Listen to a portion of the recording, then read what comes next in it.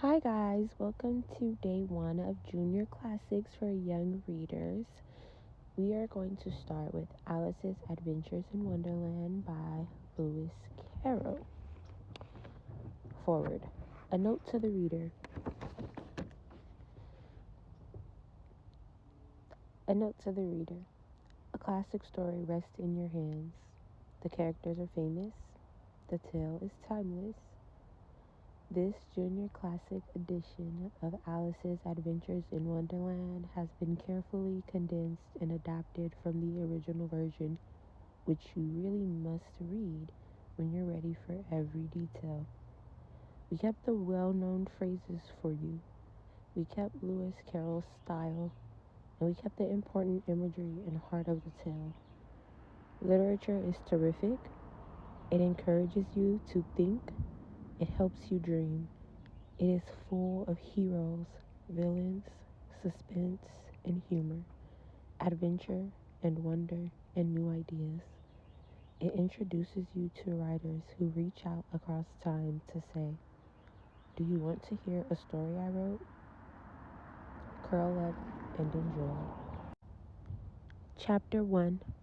Down the Rabbit Hole. Alice was beginning to get tired of sitting by her sister on the river bank with nothing to do. Once or twice she had peered into the book her sister was reading, but it had no pictures or conversations in it. And what good is a book, thought Alice, without pictures or conversations? She thought about making a daisy chain, but didn't feel like getting up and picking the daisies. So she laid her head in her sister's lap and watched the clouds. Suddenly, a white rabbit with pink eyes ran by. Oh dear, I will be late," the rabbit said. The white rabbit said.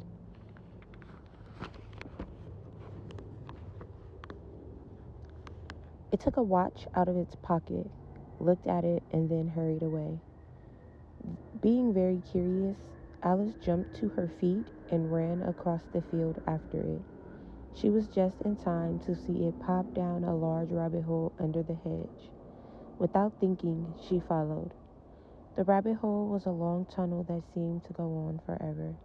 She made her way through the narrow passageway as best she could, when suddenly it dropped down. Alice didn't have a minute to think before she realized she was falling down a very deep well. She seemed to be falling very slowly, so she spent her time looking around. Cupboards, bookshelves, maps, and pictures that hung upon nails filled the walls of the well. She took down a jar from one of the shelves as she passed it. It was labeled orange marmalade, but to her disappointment, it was empty. So she carefully put it back into one of the cupboards. As she fell past it, down, down, down she went. Would the fall ever come to an end?